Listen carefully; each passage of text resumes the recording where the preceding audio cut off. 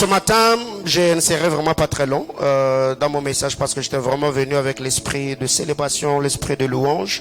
On va lire la parole de Dieu. Je suis dans Ésaïe chapitre 8. Nous lirons le verset 16, le verset 17 et le verset 18. Ésaïe chapitre 8, 16, 17 et 18. La presse, mon micro est un peu lourd. Si vous pouvez m'aider. Ésaïe chapitre 8, du verset 16 au verset 18. Je nous prie s'il vous plaît si on peut. Merci. Ésaïe 8, 16 à 18. Donc ça prouve à suffisance que Manaïm, on va acheter des bus, on va construire des écoles, on construira des universités, on construira des orphelinats.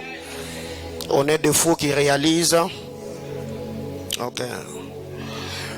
Ésaïe chapitre 8, du verset 16 au verset 18, lisons ensemble 1, 2, 3, go. Enveloppe cet oracle, scelle cette révélation parmi mes disciples. J'espère en l'Éternel qui cache sa face à la maison de Jacob. Je place en lui ma confiance. Voici, moi et les enfants que l'Éternel m'a donnés, nous sommes de signes et de présages en Israël, de la part de l'Éternel des armées qui habite sur la montagne de Sion. Parole du Seigneur. Je nous prie de répondre nos places. Que Dieu bénisse sa parole. Je disais que Dieu bénisse sa parole. La version parole de vie, la Bible déclare: je garde ces messages à l'abri, je mets cet enseignement en sécurité. Je le fais connaître seulement à mes disciples. J'attends le Seigneur pour le moment. Il ne s'occupe plus de la famille de Jacob, mais je compte sur lui.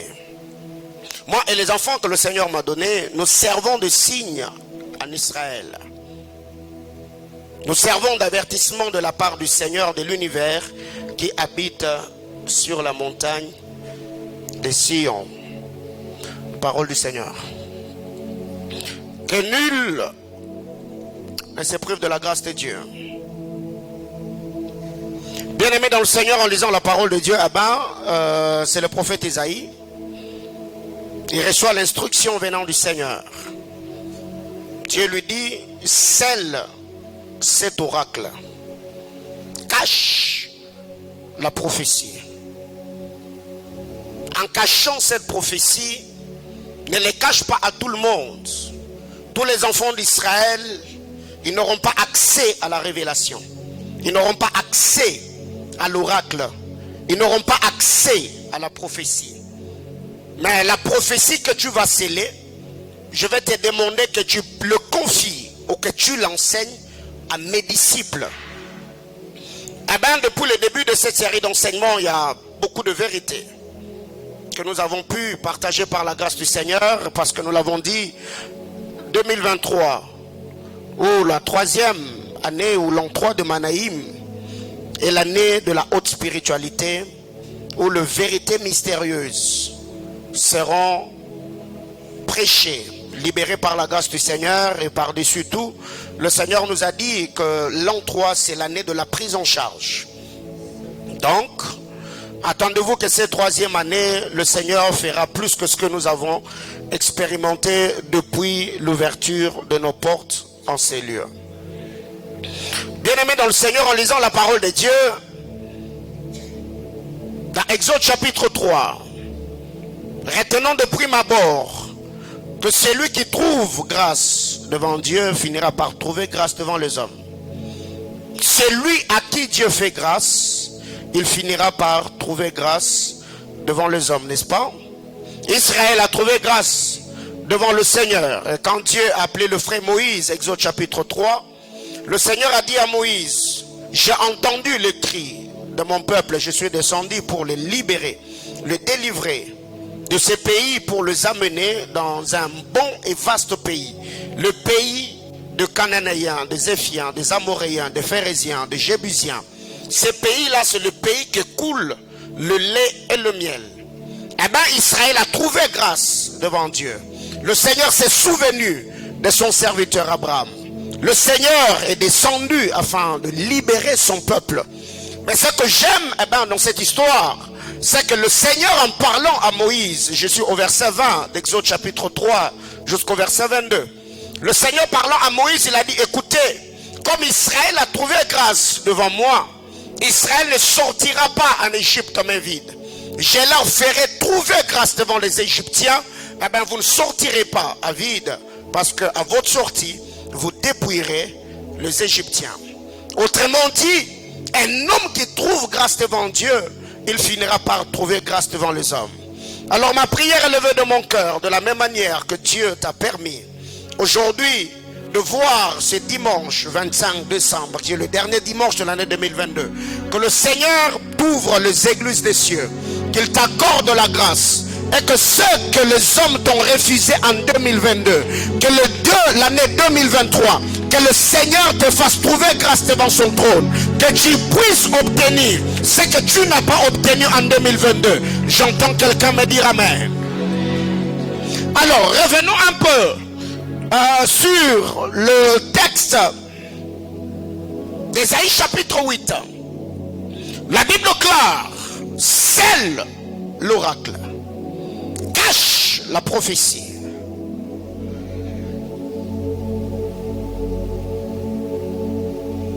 La prophétie scellée ou la prophétie cachée, tu le confieras à mes disciples. Bien aimé dans le Seigneur, ce que j'aime, c'est ce que la parole de vie nous dit. Je garde ces messages à l'abri. Je mets cet enseignement en sécurité. Je les fais connaître seulement à mes disciples. Dieu, quand il veut bénir un peuple, il se révèle. Quand Dieu veut faire du bien à un homme, il se révèle à lui. Quand le Seigneur te tourne le dos, c'est que tu ne verras rien. Tu n'auras rien. Ou Dieu ne te bénira pas. Autrement dit, quand Dieu est en colère, il se cache. Quand Dieu veut bénir, il se révèle.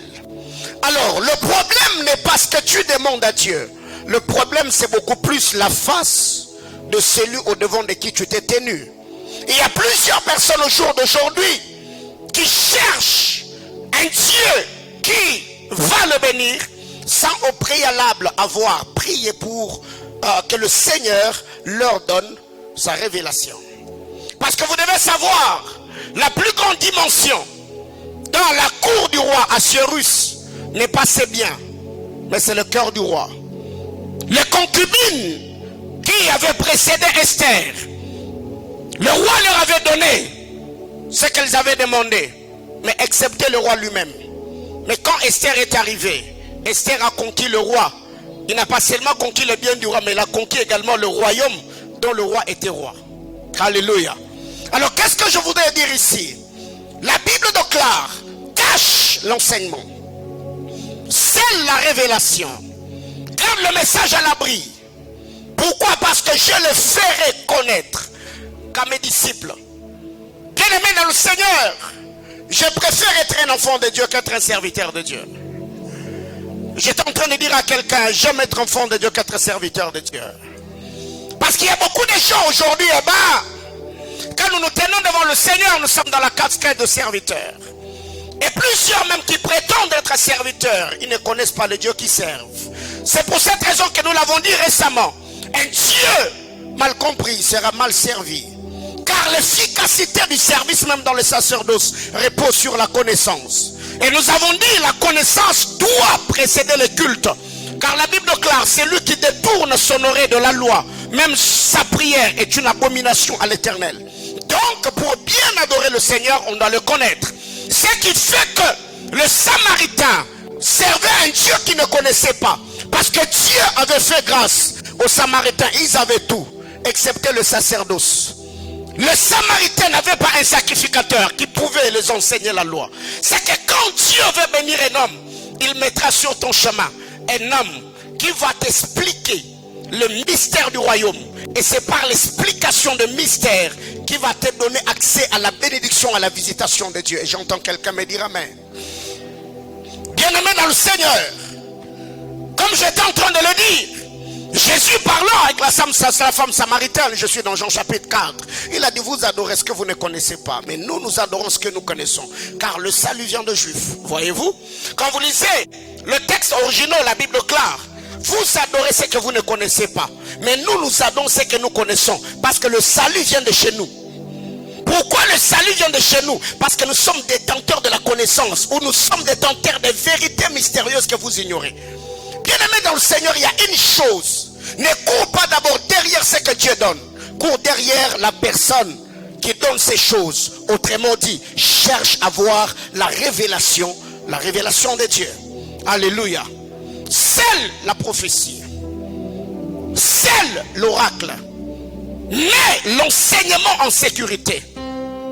Mais ne cache pas l'enseignement à mes disciples. Bien-aimés dans le Seigneur, nous avons dit, ce qui fait la force des maîtres, ce n'est pas la quantité de ses disciples, mais la qualité de ses disciples. Quelqu'un me comprend de quoi je parle? Ce qui fait la force d'un maître, ce n'est pas la quantité de ses disciples, mais cependant la qualité de ses disciples. Quand vous allez dans la juridiction de Sanhédrin, le docteur de la loi, le sadducéen et le pharisien, ils avaient beaucoup de disciples. Mais la vie, l'impact de leurs disciples n'avait pas le même poids dans la balance spirituelle que les 12 qui étaient à côté du maître. C'est pour cette raison que nous avons dit le mot crédit. Jacob était un prêtre. Jacob était un enseignant. Jacob était un maître. Et il avait 12 disciples avec lui. Les 12 fils de Jacob. Parce que quand vous lisez la parole de Dieu dans Ésaïe chapitre 8, Ésaïe est en train de parler ici en disant, moi et les enfants, dans d'autres versions il est dit, moi et les disciples que Dieu m'a donnés, nous sommes des signes et des présages. Donc, le premier disciple d'un maître, ce sont ses enfants. Le premier disciple d'un maître, ce sont ses fils. Et je suis en train de croire que ce matin, le Seigneur ajoutera une portion de grâce sur ce que tu as entendu au long de cette année, et je crois que ça va te bénir. Que quelqu'un me dise amen. Alors je garde ces messages à l'abri. Je mets cet enseignement en sécurité. Je le fais connaître seulement à mes disciples. Mais pourquoi seulement ces disciples? J'attends le Seigneur pour le moment. Il ne s'occupe plus de la famille de Jacob, mais je compte sur lui. Ésaïe, c'est très paradoxal. C'est contradictoire. Le Seigneur ne s'occupe plus de la maison de Jacob. Mais pourquoi compter sur lui? Ça donne l'impression qu'il est un irresponsable. Il n'a rien fait pour vous. Mais pourquoi compter sur lui alors que tu ne vois rien? Alors que tu n'as rien eu? Alors que tu n'as rien touché? Il dit non. Même si il ne prend plus soin d'Israël, malgré cela, je compte sur lui. Dans d'autres versions, on dit malgré cela, j'espère en lui. Alors permettez-moi d'approfondir le fardeau que le Seigneur a déposé dans mon cœur ce matin. Bien-aimé dans le Seigneur, quand le peuple n'a pas accès à la révélation, cela veut dire que Dieu se cache. Et là où Dieu se cache, il n'y a pas la lumière. Et là où il n'y a pas la lumière, il n'y a pas de bénédiction. C'est ce que j'ai dit à l'introduction, que quand Dieu veut bénir, il se révèle. Quand Dieu veut délivrer, il se révèle. Quand Dieu ne se révèle pas, c'est la misère, c'est la tristesse, c'est la détresse, c'est l'oppression. Alors ma prière est élevée de mon cœur, et qu'avant que tu ne traverses 2023, que le Seigneur se révèle à toi. J'étais en train de dire à quelqu'un, Dieu utilise le voisin moyen pour t'atteindre. Je ne suis pas en train de dire par un prophète, non. Le Seigneur lui-même se chargera de toucher chaque organe de tes sens afin de te communiquer la pensée dont tu as besoin pour l'année qui se pointe à l'horizon. Et je libère ces paroles de grâce sur ta vie au nom de Jésus. Alors qu'est-ce qui arrive? Dieu dit à Ésaïe, je t'ai donné la révélation, mais cache-le. C'est ce que Dieu a également dit à Ézéchiel, à Daniel chapitre 12. Il a dit, seule la prophétie. Car le temps arrivera où plusieurs la liront et la connaissance augmentera. Alors ici, le Seigneur parlant à Ésaïe, il lui dit, seule la prophétie. Cache la prophétie. Que plusieurs n'aient pas accès à la révélation. Mais au moins, Ne prive pas cela à mes disciples. Je suis en train de croire que tu es le disciple du Seigneur. Ici, retenons que quand Dieu se cache, il se cache dans le ténèbre. Dieu, quand il se cache dans le ténèbre. 1 Roi chapitre 8, le verset 12. Le frère Salomon est au temple en train de faire la dédicace. Après avoir dédié le temple au Seigneur, Dieu est descendu. Le sacrificateur n'ont pas pu officier dans le temple parce que le Dieu de la maison était là. Et quand Salomon voit cela, il dit, je vois que Dieu veut habiter dans le ténèbre. Bien aimé dans le Seigneur, tous les ténèbres n'est pas seulement satanique. Alléluia. Dis à ton voisin, tous les ténèbres n'est pas démoniaque. Quand Dieu va habiter dans le ténèbre, c'est que c'est un Dieu qui se cache. Parce que Psaume nous dit qu'il a fait du ténèbre sa retraite. Quand Dieu va dans le ténèbre, c'est un Dieu qui se cache. Et un peuple qui a un Dieu qui vit dans le ténèbre ne peut pas avoir la lumière. Or la lumière, c'est la bénédiction du peuple. Quand vous lisez Ésaïe chapitre 8, le verset 20, la Bible clame à la loi et au témoignage. Si on ne parle pas ainsi, il n'y aura pas de l'aurore pour le peuple. L'aurore, c'est la lumière. Plus il y a la lumière, il y a la délivrance. Plus il y a la lumière, il y a la liberté. Là où il y a la lumière, il y a la bénédiction. Quand Salomon voit Dieu s'est caché dans le ténèbre, il dit, je vois que le Seigneur veut habiter dans le ténèbre. Donc quand Dieu ne se révèle pas, il est dans le ténèbre. Mais qui peut le faire sortir du ténèbre pour nous le présenter? Alléluia. C'est pour cette raison, quand le sacrificateur par excellence est arrivé, Jésus-Christ, il a fait sortir Dieu du lieu très saint pour l'amener dans le parvis, afin que chaque Israélite le connaisse comme un Dieu personnel, ou encore avoir une expérience individuelle avec le Seigneur. Deuxième vérité, quand Dieu se cache, il bégaye. Matthieu chapitre 10, Matthieu chapitre 13 plutôt, à partir du verset 10 vous descendez. Quand Dieu se cache, il se révèle, il bégaye plutôt. Quand vous lisez la parole de Dieu, Jésus était un bègue. Et le bégaiement de Christ, c'était le fait qu'il parlait plus en parabole. Et les disciples lui ont posé la question, mais pourquoi tu leur parles toujours en parabole? Le Seigneur a répondu en disant, pour qu'ils entendent mais ne comprennent pas, pour qu'ils regardent et ne voient pas. Bien aimé dans le Seigneur, le bégaiement, c'est un langage difficile à comprendre. C'est un langage énigmatique. C'est un langage parabolique. Seuls les disciples peuvent avoir accès à la révélation. Mais le bégaiement est pour le reste des fils du peuple. C'est pour cette raison, quand vous lisez les évangiles, la Bible clare, toutes les fois que Jésus parlait à la foule, Jésus bégayait. Mais quand il entrait dans la maison, il expliquait le parabole. C'est que les paraboles ne peuvent être expliquées que dans la maison. Quand on est en dehors de la maison, on bégaye. Bien aimé dans le Seigneur, la maison ici c'est l'église du Seigneur, qui est l'appui et la colonne de la vérité. C'est que quand nous sommes en dehors, Dieu est un mystère. C'est un Dieu que le païen ne connaît pas. C'est un Dieu que le païen ne peut comprendre. Mais quand le Seigneur entre dans la maison avec les disciples, là le Seigneur peut expliquer. Le Seigneur peut expliquer le mystère. Bien aimé dans le Seigneur, Noé dans son ivresse, Noé ne peut pas se déshabiller en dehors de sa tente. Noé ne se déshabille que dans sa maison. Et nous l'avons dit récemment, le seul fruit ou le seul arbre qui a la capacité de déshabiller quelqu'un dans la Bible, c'est la vigne. C'est quand Noé a touché à la vigne que Noé s'est retrouvé sans vêtements. Et comment expliquer que quand vous lisez la parole de Dieu dans les livres de Genèse chapitre 3, c'est quand Adam et Ève ont touché à l'arbre défendu qui se sont retrouvés dénudés devant le Seigneur. Suis-moi très bien parce que je t'emmène quelque part. Quand Dieu se cache, il bégaye. Quand Dieu se cache, il parle en parabole. Quand Dieu se cache, il ne se révèle pas. Quand Dieu se cache, il n'explique pas le mystère.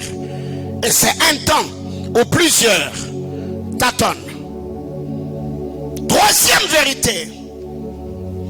Quand Dieu se cache, il change de forme, mais il continue à garder sa nature. Ephésiens chapitre 2, le verset 7. Quand Dieu se cache, il change de forme, mais il ne peut changer sa nature. Dieu peut se révéler de plusieurs manières, mais Dieu ne changera jamais de nature. Il peut se révéler comme une colonne de feu, il peut se révéler comme une colonne de nuée, mais quant à sa nature, Dieu est saint, Dieu est amour, Dieu est juste. La nature ne peut pas le changer, mais il peut changer la forme.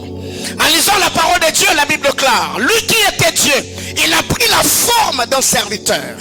Pourquoi? Parce que quand il vient comme un serviteur, on ne peut pas le reconnaître, parce que le Messie qu'on attendait, il est le fils de David, il est le roi. On ne l'attend pas dans la casquette du serviteur.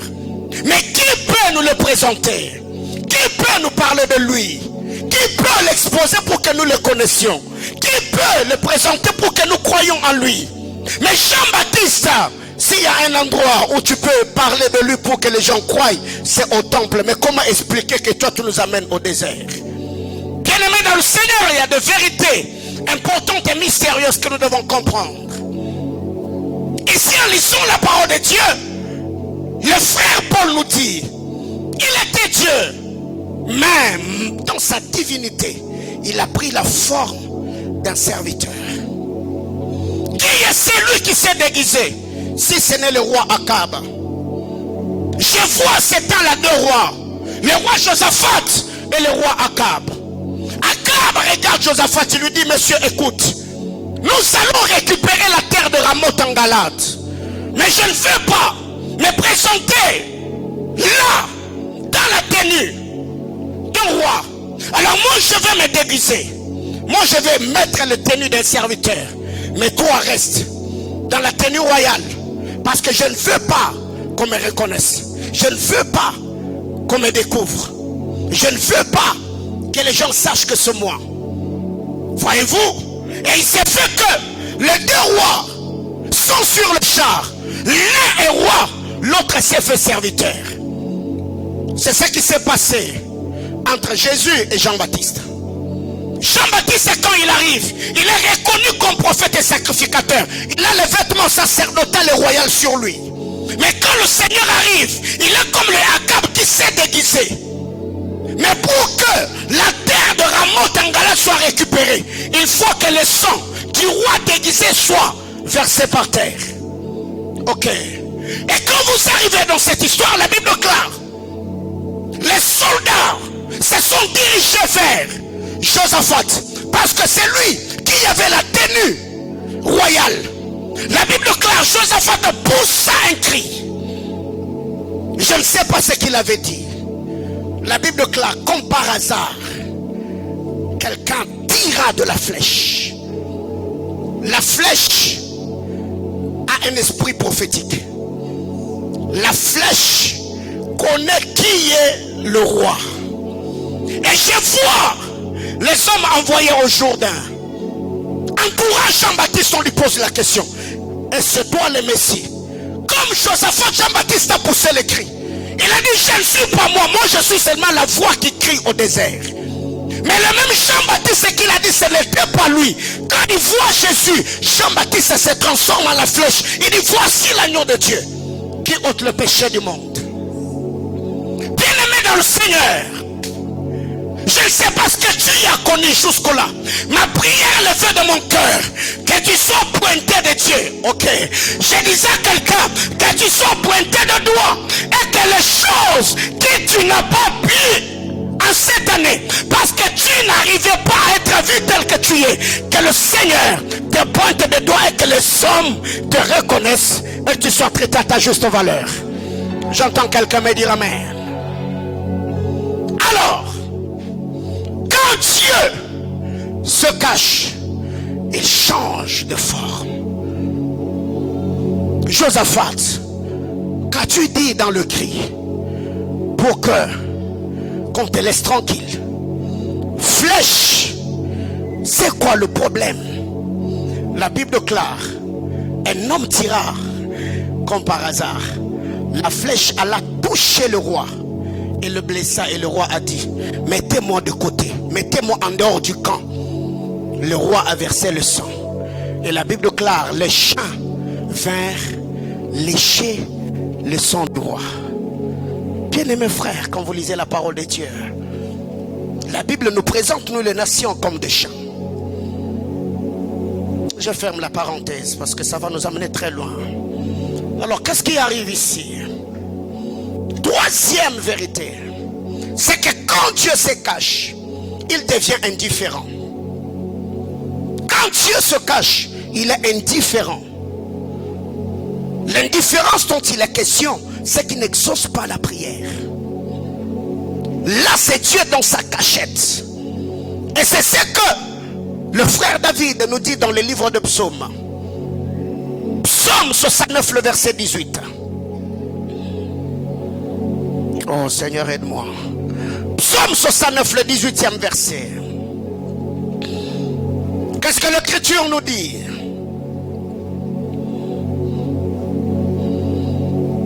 Et ne cache pas ta face à ton serviteur, puisque je suis dans la détresse. Hâte-toi de m'exaucer. Autrement dit, quand Dieu se cache, il n'exauce pas. Quand Dieu se cache, il n'entend pas. Quand Dieu se cache, il se fait sourd. Quand Dieu se cache, il devient aveugle. C'est un Dieu qui ne voit pas. C'est un Dieu qui n'entend pas. C'est un Dieu qui ne parle pas.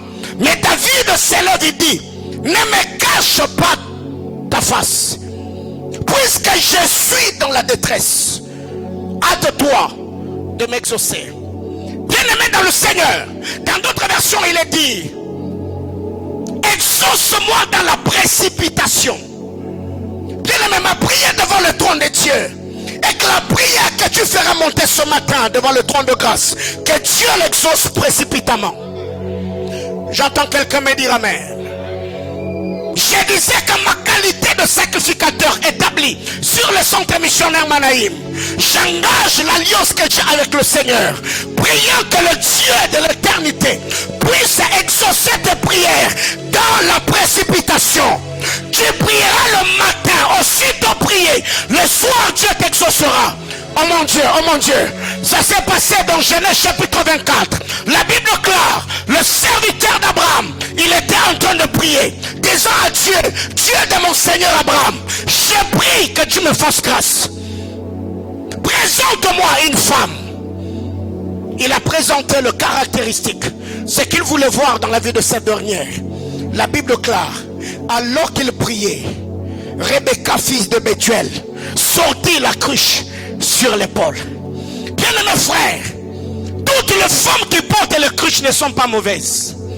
Toutes les femmes qui ont les cruches sur l'épaule ne sont pas prostituées.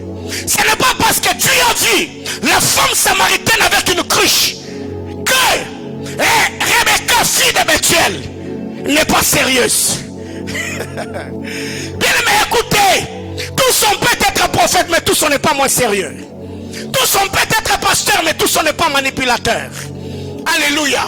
Alors qu'est-ce qui arrive? Ce n'est pas parce que tu as eu l'expérience au puits de Jacob avec une femme égoïste que Rebecca manifestera l'égoïsme pour ne pas te donner de l'eau et ne pas abreuver le chameau. Oh mon Dieu. Elles sont femmes, elles ont des cruches et ça se passe au puits. Mais qu'est-ce qui arrive dans cette histoire? Dieu est un Dieu d'amour. Donc quand Dieu se cache, Dieu n'exauce pas. Il est indifférent. Quand Dieu se cache, Psaume 143, le verset 7. La face de Dieu est cachée aux morts. Psaume 143, le 7e verset. Psaume 143, le verset 7. Dis à ton voisin, donne-moi une chance. Parce qu'il y a plusieurs personnes aujourd'hui qui ne font plus confiance aux femmes qui ont le cruche sur leur épaule. Parce que la femme samaritaine, elle est prostituée. Et il y a plusieurs qui ne font plus confiance à ceux qui portent des cruches. Parce que la femme samaritaine était égoïste. Bien-aimé dans le Seigneur, écoutez. Rebecca, fille de Bethuel, ni muntu mwingine. Alors dis à ton voisin, en 2023, accorde-moi une seconde chance. Certes, tu as rencontré certaines personnes cette année qui t'ont blessé. Alors, ne ferme pas le pot de ton cœur. Il y a des hommes et des femmes que Dieu mettra sur ton chemin. Apprends à leur faire confiance. Psaume 143, le verset 7. Hâte-toi de m'exaucer, ô Éternel, mon esprit s'est consume. Ne me cache pas ta face. Je serai semblable à ceux qui descendent dans la fosse.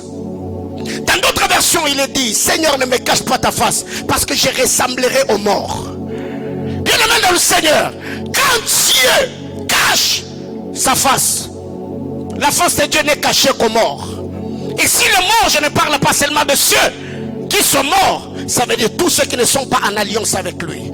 Tous ceux qui ne le connaissent pas, tous ceux qui vivent loin de Dieu, Dieu ne peut pas se révéler à eux. À moins que Dieu, dans son amour, puisse faire grâce à ces personnes. Et la grâce que Dieu fait, souvent, il se base sur une alliance. Dieu ne s'est pas révélé à Israël parce qu'Israël était bon. Non, Dieu s'est souvenu de l'alliance abrahamique. Mais pour qu'aujourd'hui tu sois enfant de Dieu, le Seigneur t'a fait grâce à cause d'une alliance. Il y a d'autres personnes aujourd'hui, vous vivez un bon nombre de choses. Certaines grâces qui se manifestent parce que dans vos familles, il y a des femmes et des hommes qui ont payé le prix. Peut-être l'histoire, tu ne le connais pas. Mais parce que Dieu s'est souvenu de cet homme-là, de cette femme-là, il te fait du bien. Ma prière est levée de mon cœur du haut de l'autel.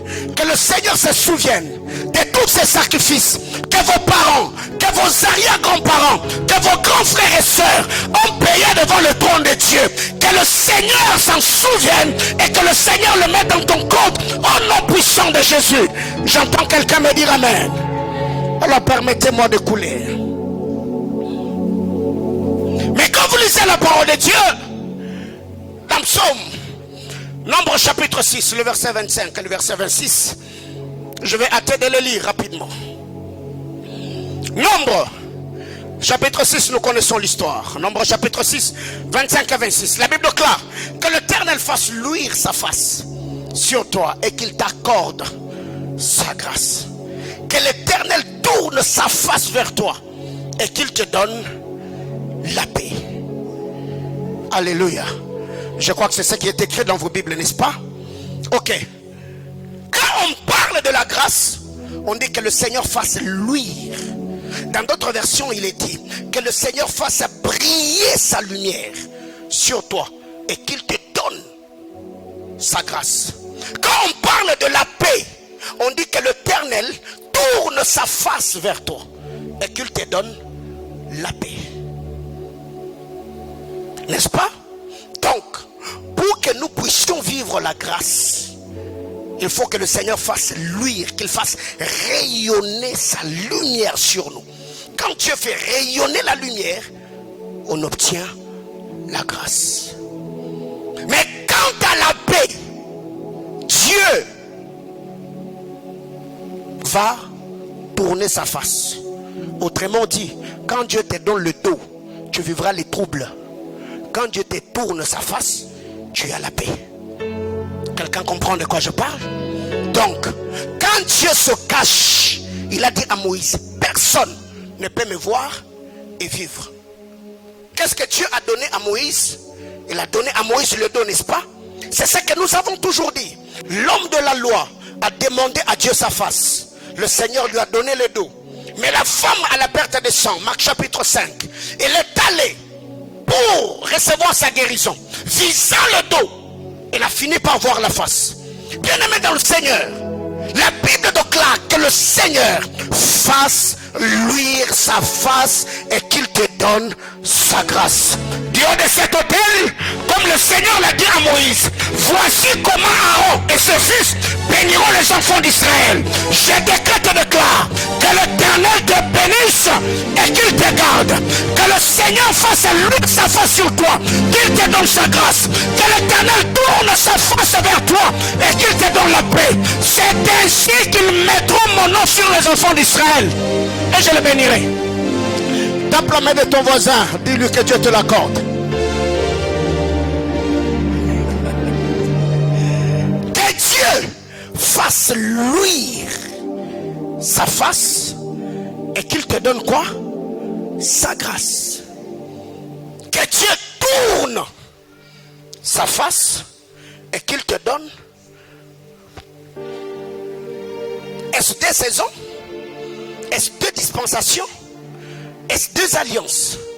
Quand est-ce que Dieu fait luire sa face? Quand est-ce que Dieu nous tourne sa face? Mais au moins retenons que quand ces deux mouvements sont joints, nous avons accès à deux choses: la grâce et la paix. C'est pour cette raison, quand vous lisez les épîtres pauliniennes, Paul parle de deux choses: que la grâce et la paix. Quand Pierre écrit, il dit que la grâce et la paix.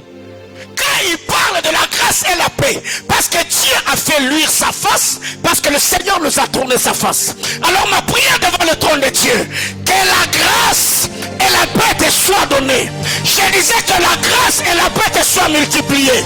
Que la grâce et la paix te soient données. Que Dieu multiplie tes avoirs. Qu'il multiplie la vie de prière. Qu'il augmente la connaissance des Écritures. Qu'il augmente ta capital. Qu'il multiplie tes relations.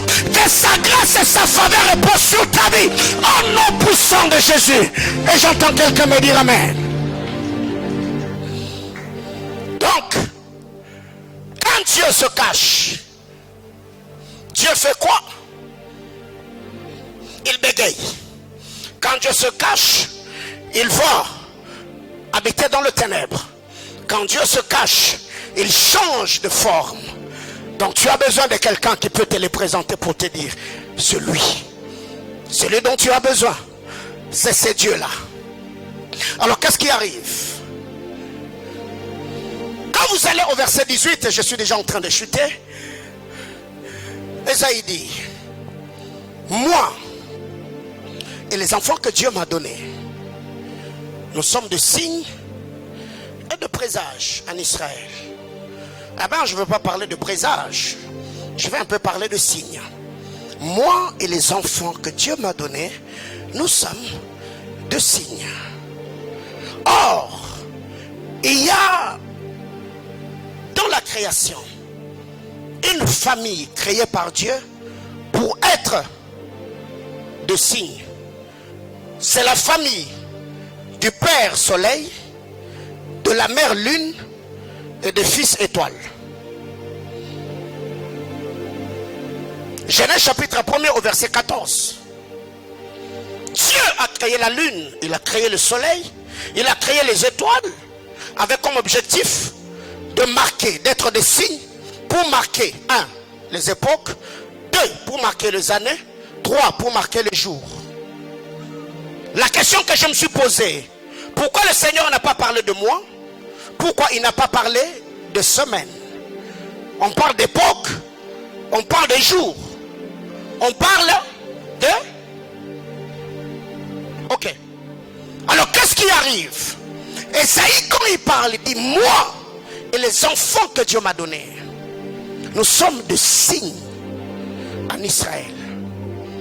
Esaïe, comment expliquer? Bien aimé, écoutez, pourquoi Dieu a voulu que Esaïe et ses enfants deviennent de signes? Parce que la révélation était cachée, parce que l'enseignement était scellé. Ça veut dire, quand Dieu se cache, il se révèle par les hommes. Quand Dieu habite le ténèbre, il prend sa lumière, il le met en toi. Tu deviens le représentant ou l'ambassadeur de Dieu au milieu de ceux de ta génération. Esaïe, Dieu lui dit, le verset 16 et le verset 17, scelle la prophétie, cache la prophétie, mais au moins enseigne-le au milieu de mes disciples. Parce que Dieu est caché, Ésaïe se lève et dit, moi et les enfants que Dieu m'a donnés, nous sommes de signes. Bien-aimés dans le Seigneur, il y a une vérité importante que nous devons retenir. En lisant la parole de Dieu, dans Genèse chapitre 15, le verset 5, Dieu appelle Abraham et lui dit, sors, regarde les étoiles, compte-le. Si tu peux, telle sera ta postérité. Abraham est sorti, il a regardé les étoiles. Le père Abraham, le patriarche, il n'a pas pu. Quand vous allez dans la maison de Jacob, on voit un jeune garçon qui dans son rêve a compté le nombre d'étoiles. Je parle de Joseph. Abraham, qu'est-ce qui se passe? C'est Dieu qui t'appelle. Tu ne peux pas compter les étoiles en étant dans la maison. Tu ne peux pas voir les étoiles en étant dans ta tente. Abraham, sors. Bien-aimé dans le Seigneur, quand nous sommes dans la maison, Dieu nous parle. Quand Dieu nous fait sortir de la maison, c'est pour nous exposer à la manifestation glorieuse de sa puissance. Qu'est-ce qui s'est réellement passé pour que le père Abraham soit incapable de compter le nombre d'étoiles? Et c'est en quel moment? Abraham est le père soleil, Sarah est la mère lune, mais ils n'ont pas d'enfants. Alors que quand vous lisez Genèse, la Bible déclare, Dieu a créé le soleil, il a créé la lune, et dans le texte, le manuscrit, la Bible déclare, et ils donnèrent des étoiles à la lune. Le soleil est le père selon Jacob, la lune est la mère selon Jacob, les étoiles ce sont des enfants. Pourquoi Joseph a compté les étoiles? Pourquoi il a vu les étoiles? Parce que les étoiles existaient sur terre. Pourquoi Abraham n'a pas pu? Parce que lui-même était le père qui avait la sémence, mais la sémence était stérile. Dieu lui dit compte, si tu peux. Il n'a pas pu, parce que si déjà cette scène s'était manifestée quand Ismaël était déjà né, Abraham allait avoir la révélation de comment compter les étoiles. Mais qu'est-ce qui arrive quand Dieu crée? Le Seigneur dit, les étoiles, la lune et le soleil marqueront les époques, marqueront les années, marqueront les jours. Mais il y a des détails que le Seigneur donne dans l'écriture. Quand Dieu parle, il dit ceci: Dieu a créé les luminaires, pour séparer les jours d'avec la nuit.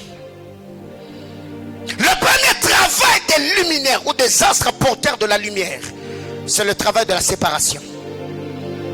Quand ils sont placés là-haut, avant d'éclairer, ils commencent d'abord à séparer.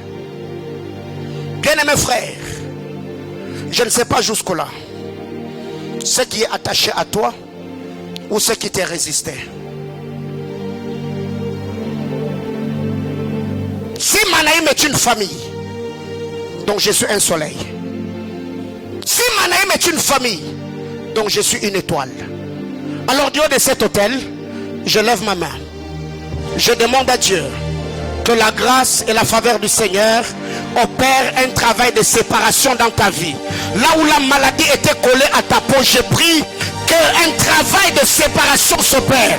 Là où le célibat était attaché à toi, là où il y avait le chômage, là où il y avait la disette, là où il y avait la misère, là où les larmes a coulé, j'ai prié et demande à Dieu qu'il y ait séparation au nom puissant de Jésus. De la même manière que Dieu permettra que tu entres en 2023, que tout ce qui était négatif reste en 2022, que le travail se fasse, que Dieu te donne la grâce de traverser en 2023 à nouveauté de vie, avec des bénédictions nouvelles, avec des grâces nouvelles, avec d'autres opportunités. Je prie que le Seigneur te sépare de tout ce qui t'a fait pleurer, de tout ce qui a fait couler maintenant de tout ce qui a attiré la honte et la sécheresse dans ta vie.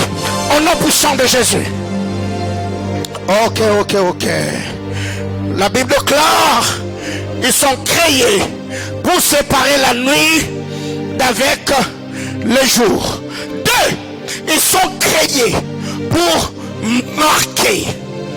Créés pour marquer.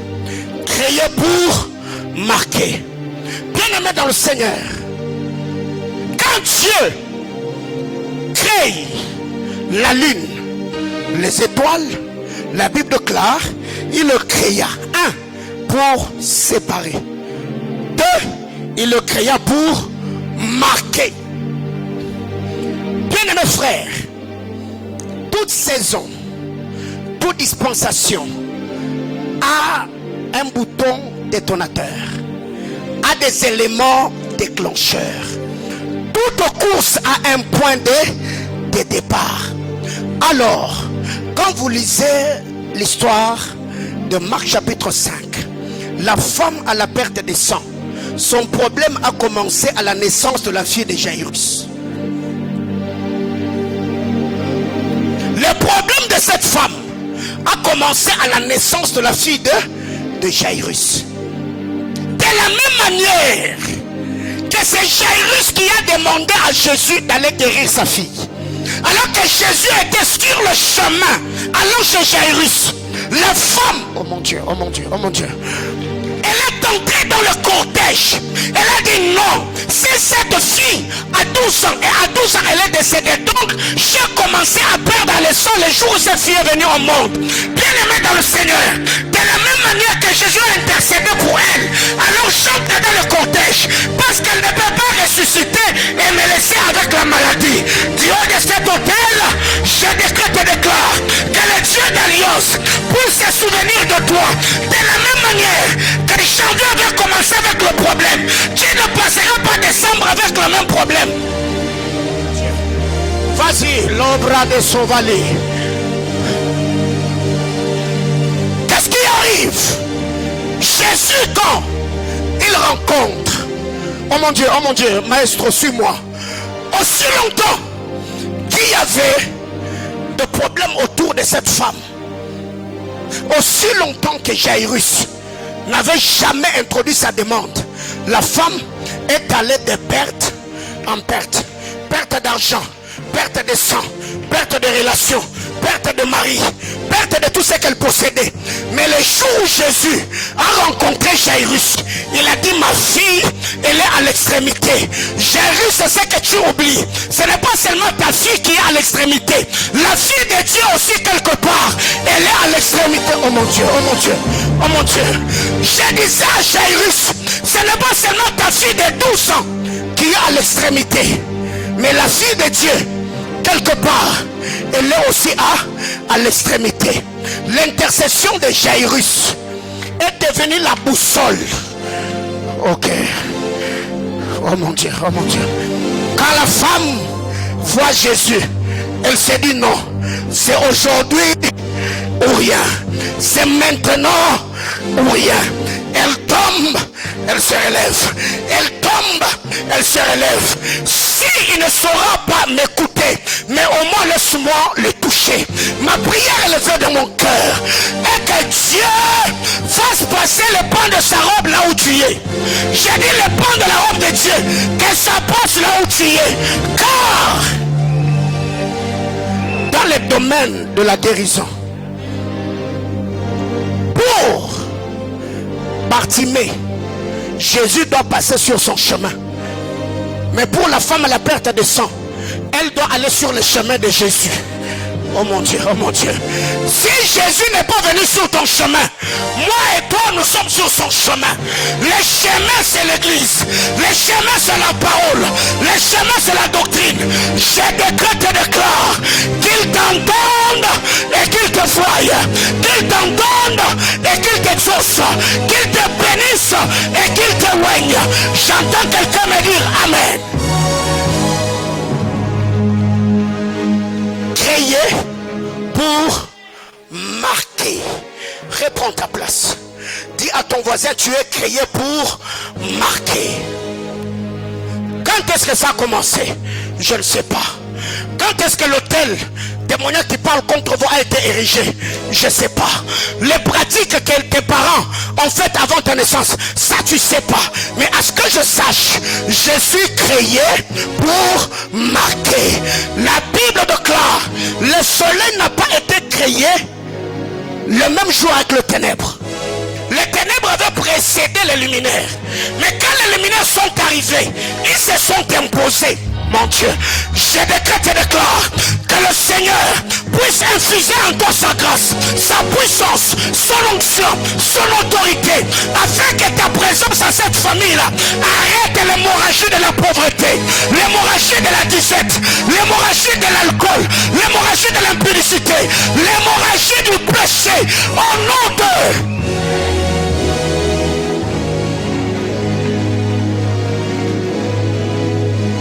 Je n'ai pas besoin d'avoir l'âge ministériel de ton problème pour le résoudre. Je disais que je n'ai pas besoin d'avoir l'âge que tu as pour être à mesure de te bénir. Bien-aimé dans le Seigneur, le problème n'est pas l'âge physique, le problème c'est le poids spirituel. Alors devant le trône de Dieu, j'ai pris que le Dieu de mon parcours, le Dieu avec qui j'ai écrit l'histoire, puisse essuyer tes larmes, que le Seigneur te scandalise et que tu restes. Ah, oh mon Dieu, oh mon Dieu, oh mon Dieu. Je disais que Dieu te visite, que tu reçoives de Dieu un témoignage éloquent, que tu le célèbres, que tu l'exaltes, que tu le magnifies. Au nom de...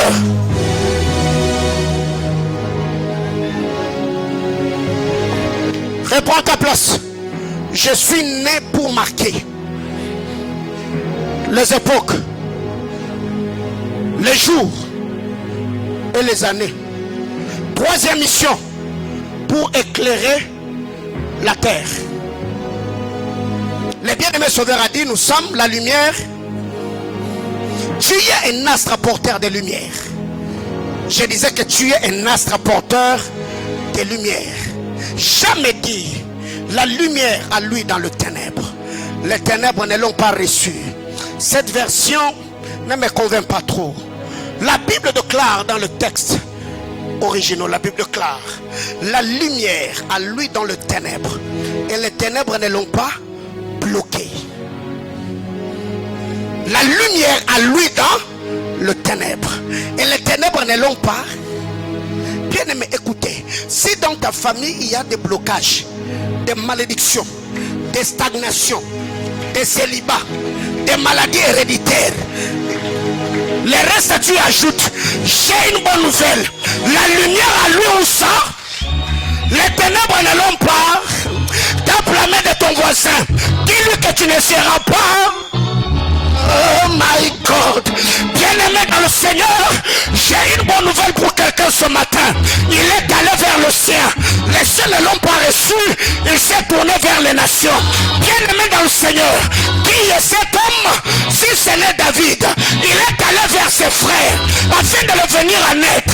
Eliab a vu en David quelqu'un qui était orgueilleux, quelqu'un qui était malicieux. La Bible déclare, et David lui tourna. My God. Il est allé vers les siens. Les siens ne l'ont pas reçu.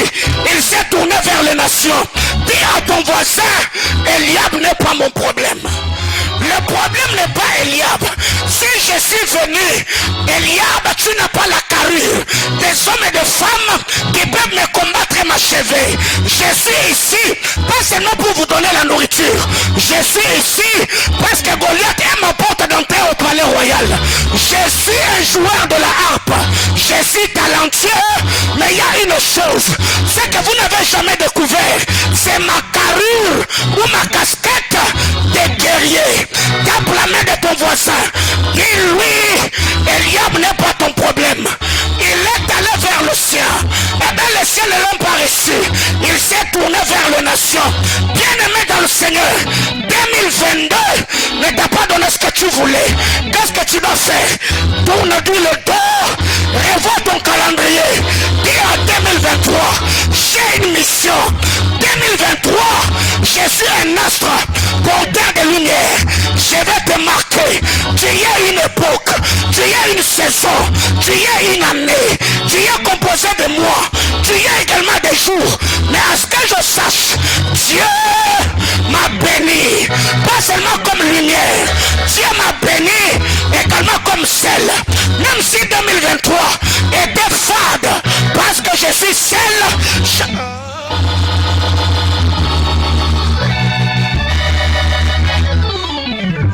Bien-aimé frère, il est allé vers le sien. Les siens ne l'ont pas reçu.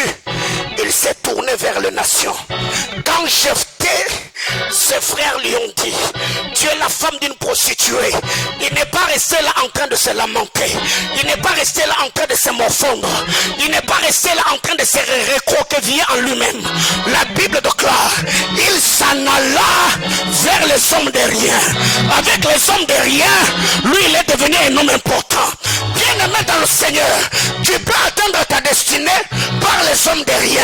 Si ceux qui sont quelque chose ne t'ont pas aidé pour devenir quelque chose, alors attache-toi à ceux qui n'ont rien, dont tu peux. La lumière à lui dans le ténèbre, et le ténèbre ne l'ont pas bloqué. Ma lumière va briller malgré les entités territoriaux opérant au Katanga. Ma lumière va briller. Les entités ne me retiendront pas. La sorcellerie ne me retiendra pas. Si à Lubumbashi il n'y a pas eu des églises de 5 000, 10 000 membres, je suis de ceux qui croient que la génération nouvelle, le Seigneur nous aidera à avoir des grandes bâtisses et à... J'étais en train de dire à quelqu'un, le Seigneur est le Dieu Tout-Puissant. Il est capable de te donner les choses au-delà de ce que tu penses et demandes. Alors, ma prière devant le trône de Dieu, que tu sois scandalisé, que tu sois béni, que tu sois enrichi, que tu sois... Si ce sont les millions que tu sois, si c'est pour un mariage que tu sois, si c'est pour une guérison que tu sois, donc tout ce que ma prière est en train de demander devant le trône de Dieu est que tu deviennes ce que tes pensées te disent.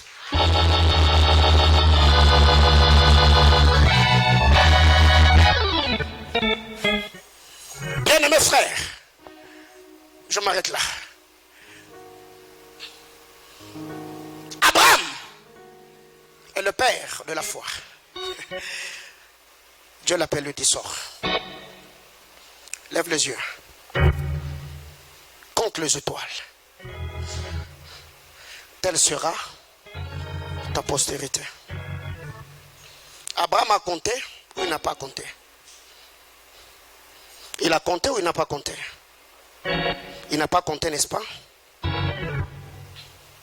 Mais pourquoi il n'a pas compté? Parce que Abraham, comme Ézéchiel lui savait, si je me mettrais à compter, je ne saurais pas tout compter. Alors comme Dieu m'a demandé de compter, il faut que je me taise pour que lui me donne selon la richesse de sa grandeur. Ézéchiel arrive dans la vallée d'ossements desséchés. Dieu lui dit, fils de l'homme, est-ce que ces eaux pourront-ils revivre? Ézéchiel répond, tu le sais. Si c'est toi l'initiateur qui m'a transporté en esprit pour m'amener ici, tu sais ce que tu veux faire. Alors pourquoi me poser la question? Parce que je connaissais l'histoire de ces ossements, mais je ne m'étais jamais intéressé. Donc, les ossements desséchés, pendant que les hommes montaient, ils montaient dessus. Pendant que les hommes descendaient dessus. Un jour, les ossements étaient fatigués. Les ossements se sont mis à crier, Seigneur, souviens-toi de nous. Quand Dieu entend la prière des ossements, Dieu descend et touche Ézéchiel. Va dans la vallée. Il y a un travail que tu dois faire. Ma prière est le vœu de mon cœur. Que Dieu mette sur ton chemin des hommes qui ont des réponses à tes questions, des hommes qui ont des solutions à tes problèmes. Que cette année qui se pointe à l'horizon, que l'alliance du Dieu d'Abraham Que cette alliance crie en ta faveur. Que le Seigneur étende sa main sur ta vie. Que le Seigneur te bénisse. Que Dieu ne soit pas pour toi un Dieu caché. Même s'il a changé de forme, que le Seigneur se présente à toi dans la forme qui te permettra de le reconnaître. Si les autres sont exposés aux paraboles, que toi tu sois celui qui sera dans la maison pour recevoir l'interprétation. Si Dieu s'est caché dans les ténèbres, que toi tu deviens le porteur de sa lumière. Je me tiens droit de cet autel. Je prie que le Dieu d'alliance se révèle à toi. Que le Dieu d'alliance t'enrichisse. Que le Dieu d'alliance te bénisse. Que nul ne se prive de la grâce de Dieu. Dans ces cultes de famille, deux choses. C'est ce que David a dit à Salomon.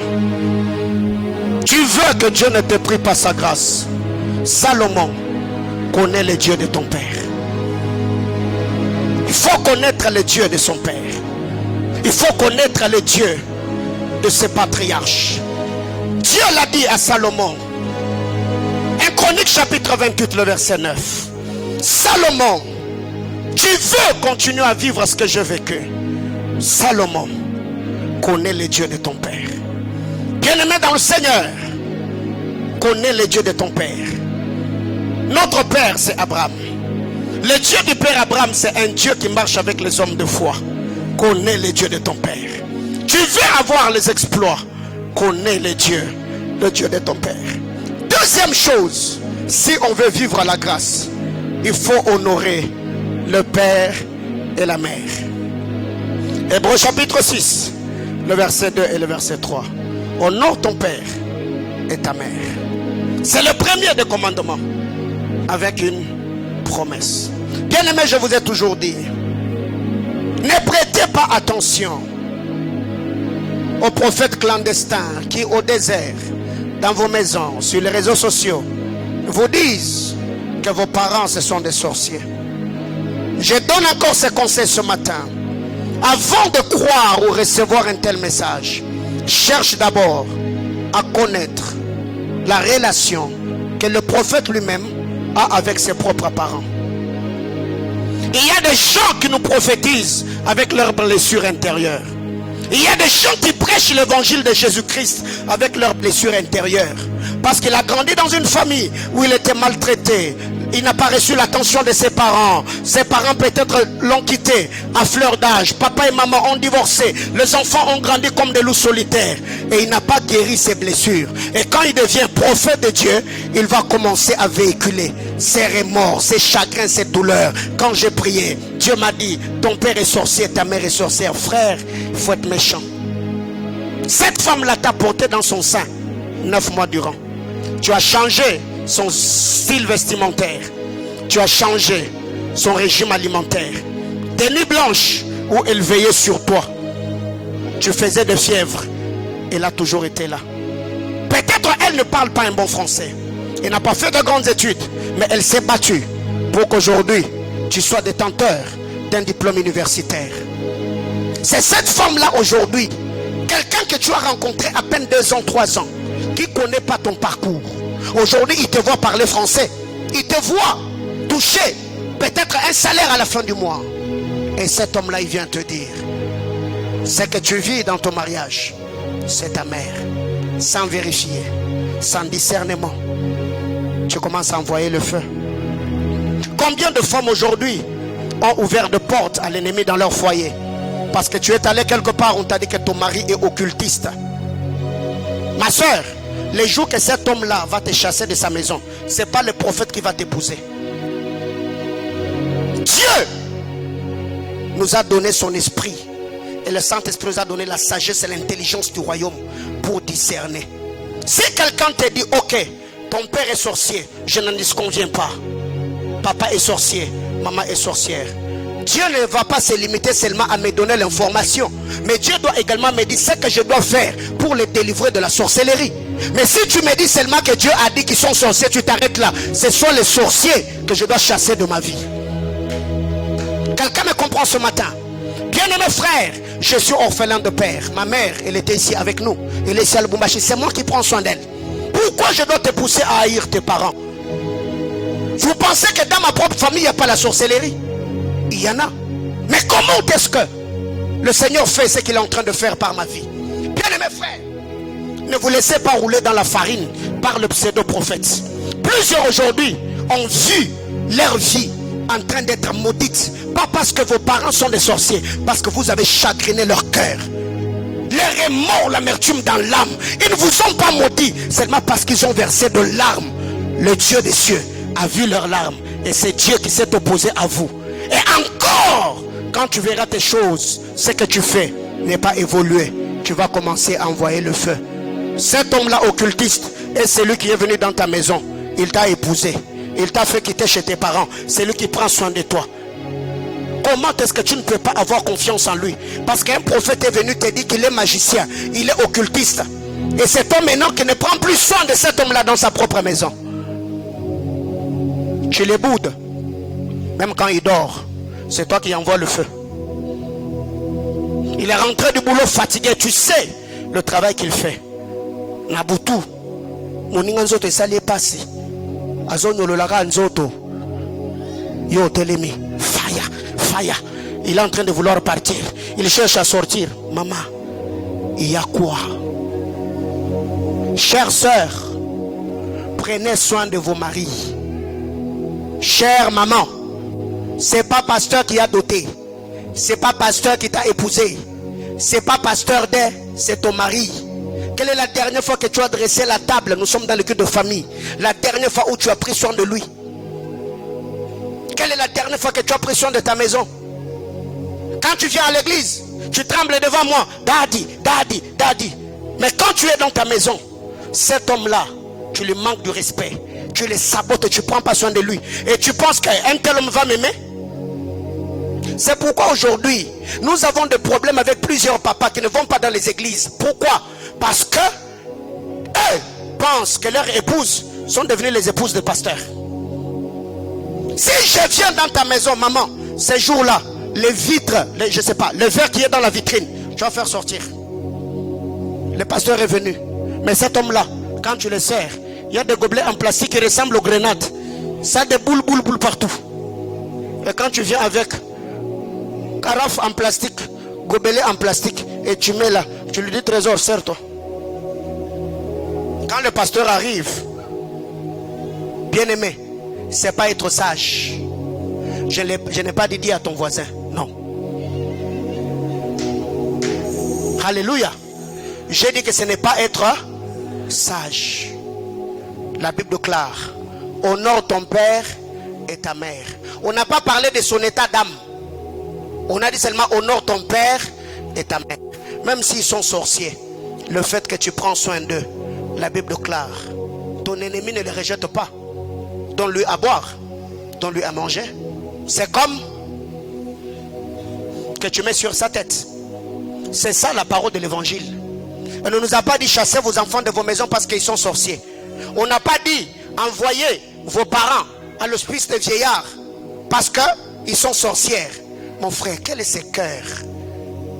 C'est la fin de l'année. Maman, est-ce que tu as remercié ton époux pour tous les sacrifices qu'il a fait cette année? Les efforts qu'il a fournis cette année. Il t'a nourri, il t'a vêtu, il a payé le loyer, il t'a acheté un véhicule, il t'a construit une maison, il a scolarisé les enfants, il a soutenu ta propre famille, sa belle famille bien sûr. Aujourd'hui c'est le 25. Tout ce que tu as à faire, c'est introduire des demandes. Et quand tu te tiens devant ta coiffeuse, mes cheveux, non, remercie-le. Papa, merci. Merci d'avoir pris soin de moi cette année. Merci d'avoir scolarisé les enfants. Merci de m'avoir aimé. Merci de ne pas avoir jeté l'opprobre sur notre famille.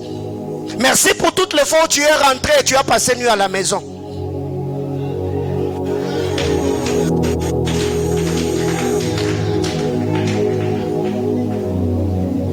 S'il n'y a pas de maman dans cette église, papa, alléluia. Amen. Je le dis, Parce que moi, on l'a fait le vendredi. Mon épouse l'a fait. Elle m'a dit, papa, merci. Merci pour tout ce que tu as fait pour nous cette année. Ça n'a pas été facile. Mais tu t'es montré homme. Même si après,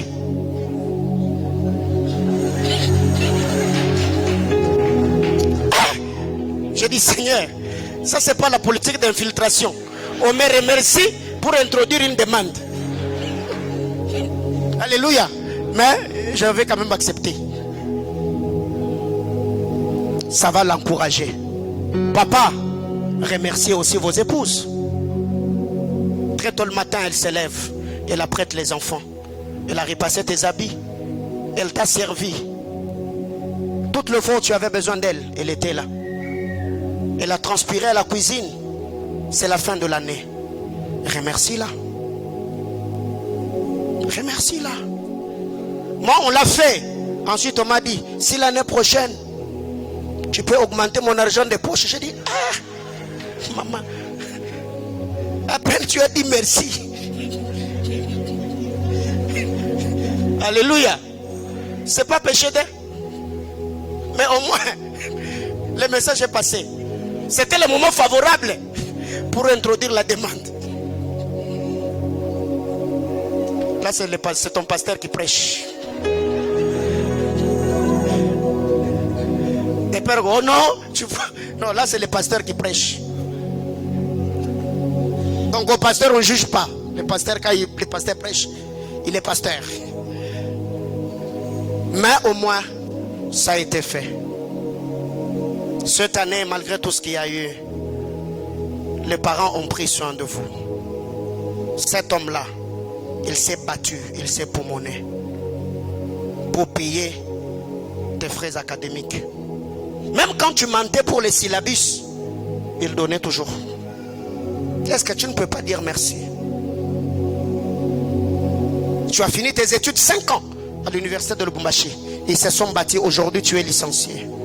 Est-ce que tu ne peux pas rentrer à la maison, leur dire merci? Papa, maman, merci.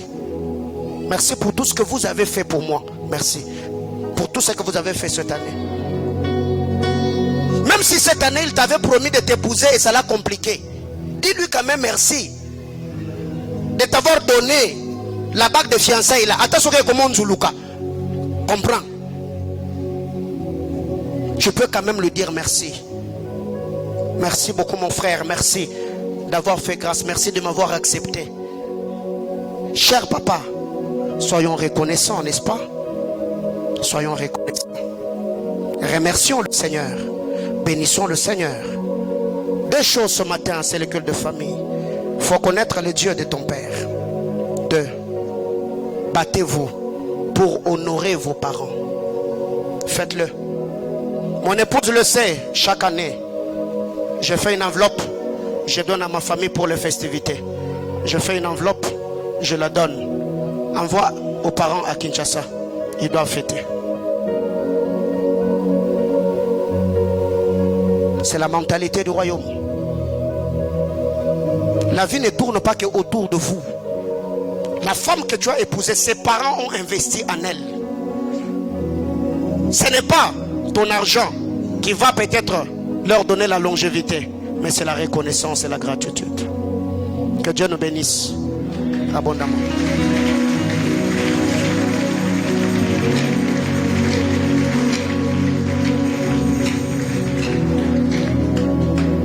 Pendant quelques minutes, je voudrais que nous puissions nous déplacer. Vous qui êtes venus en famille, déplacez-vous.